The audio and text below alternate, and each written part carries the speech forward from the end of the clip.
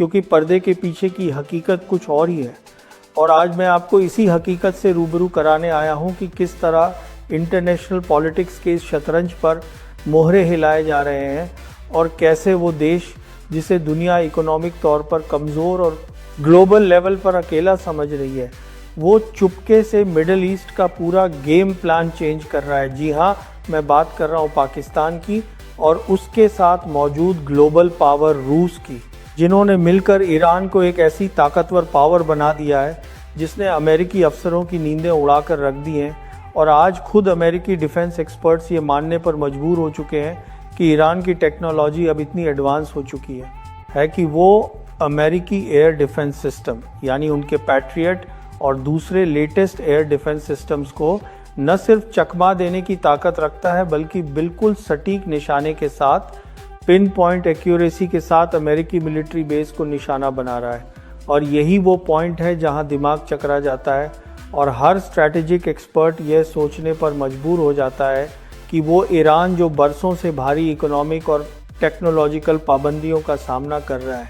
वो ईरान जिसके पास अपने प्लेन्स के पार्ट्स तक खरीदने के पैसे नहीं थे, वो अचानक इतनी बड़ी और लेटेस्ट टेक्नोलॉजी का मालिक कैसे बन गया कि दुनिया की सबसे बड़ी सुपर पावर उसके सामने बेबस नज़र आने लगी है। और यहाँ पर अगर आप बारीकी से देखें तो कोई ना कोई तो ऐसा है जो बैकडोर से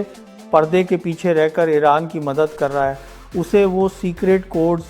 वो नेविगेशन सिस्टम्स और वो इलेक्ट्रॉनिक वॉरफेयर की ताकत दे रहा है जो अमेरिकी रडार्स को अंधा कर देती है। और जब हम इन तमाम कड़ियों को जोड़ते हैं तो स्पोर्ट्स और पॉलिटिक्स के सारे रास्ते सीधे पाकिस्तान और रूस की तरफ। हमें इस बड़े डिप्लोमेटिक ड्रामे को समझना होगा जो अभी कुछ दिन पहले पूरी दुनिया ने देखा, जब सऊदी अरब पर एक बड़ा हमला हुआ और इस हमले के फ़ौरन बाद पाकिस्तान की तरफ से एक बहुत ही सख्त और आक्रामक बयान सामने आया, जिसमें पाकिस्तान ने खुलेआम ईरान को चेतावनी देते हुए वार्निंग दी कि दोबारा सऊदी अरब पर हमला करने की हिम्मत मत करना, क्योंकि पाकिस्तान का सऊदी अरब के साथ एक ऐतिहासिक, स्ट्रैटेजिक और मजबूत डिफेंस एग्रीमेंट है। और अगर सऊदी अरब की सिक्योरिटी को खतरा हुआ तो पाकिस्तान चुप नहीं बैठेगा। और जब ये बयान मीडिया की हेडलाइंस बना तो पूरी दुनिया को यही लगा, वाशिंगटन से लेकर तेल अवीव तक सब ने यही समझा कि पाकिस्तान अब पूरी तरह से ईरान के खिलाफ हो चुका है और वो सऊदी अरब के कैंप में खड़ा होकर ईरान को कुचलने के लिए तैयार है। लेकिन मेरे भाइयों और दोस्तों, यही तो वो क्लासिक पाकिस्तानी डिप्लोमेसी है जिसे समझने में वेस्टर्न कंट्रीज़ हमेशा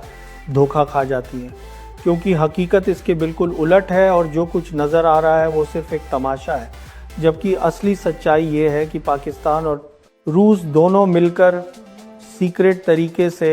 ईरान को वो तमाम टेक्निकल, इंटेलिजेंस और मिलिट्री हेल्प दे रहे हैं, जिसकी बदौलत ईरान आज अमेरिका के सामने आंखें उठाकर खड़ा है।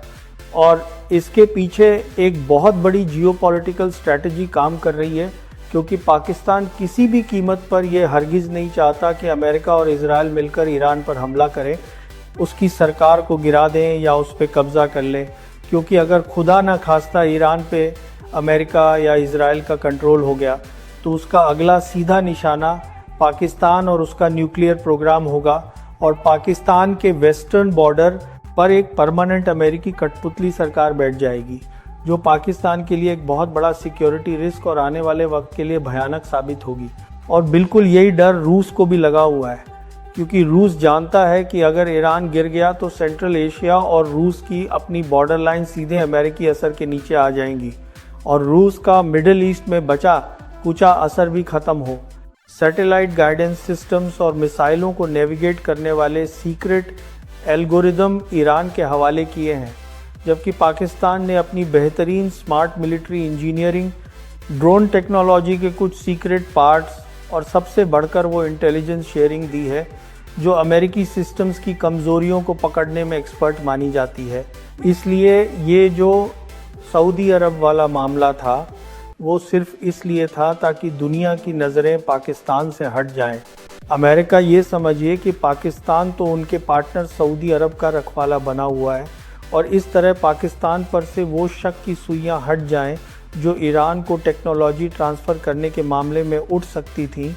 यानी एक तरफ दुनिया को दिखाने के लिए सख्त बयान दिए जा रहे हैं ताकि सऊदी अरब के साथ अच्छे रिश्ते और वहाँ से मिलने वाली इकोनॉमिक हेल्प भी बनी रहे। और दूसरी तरफ रात के अंधेरे में बंद कमरों के अंदर रूस और पाकिस्तान के बीच ऐसे समझौते हो रहे हैं जिनके तहत ईरान के मिसाइल प्रोग्राम को इस हद तक अपग्रेड कर दिया गया है कि अब उनके मिसाइल अमेरिकी पैट्रियट मिसाइल डिफेंस सिस्टम को मिट्टी के खिलौने की तरह बाईपास करके सीधे अमेरिकी कमांड सेंटर्स पर गिर रहे हैं। ये एक ऐसा खतरनाक और उलझा हुआ खेल है जिसमें पाकिस्तान ने खुद को एक न्यूट्रल या ईरान विरोधी देश के तौर पर दिखाया, लेकिन असल में वो इस पूरे रीजनल ब्लॉक का एक सबसे खास पिलर बनकर सामने आया है जो रूस, चीन और ईरान पर टिका है। और इस ब्लॉक का इकलौता मकसद इस इलाके से अमेरिकी दादागिरी को ख़त्म करना है। इसलिए ये बात अब साफ हो चुकी है कि ईरान की इस अचानक बढ़ती हुई मिलिट्री पावर और अमेरिकी एयर डिफेंस को फेल करने की ताकत के पीछे कोई चमत्कार नहीं, बल्कि पाकिस्तान और रूस की जॉइंट टेक्नोलॉजी, स्ट्रेटेजिक प्लानिंग और वो सीक्रेट मदद है जो दुनिया की नज़रों से छुपकर इस इलाके की हिस्ट्री और ज्योग्राफी को चेंज कर रही है। और अब सबसे बड़ा सवाल ये उठता है कि क्या अमेरिका इस पूरे खेल से बेखबर है? क्या वाशिंगटन में बैठे दुनिया के सबसे बड़े थिंक टैंक और सीक्रेट एजेंसियां इस अंडरग्राउंड गेम प्लान को समझ नहीं पा रही हैं? इसका जवाब है वो सब कुछ देख रहे हैं, सब समझ रहे हैं, लेकिन उनके हाथ बंधे हुए हैं।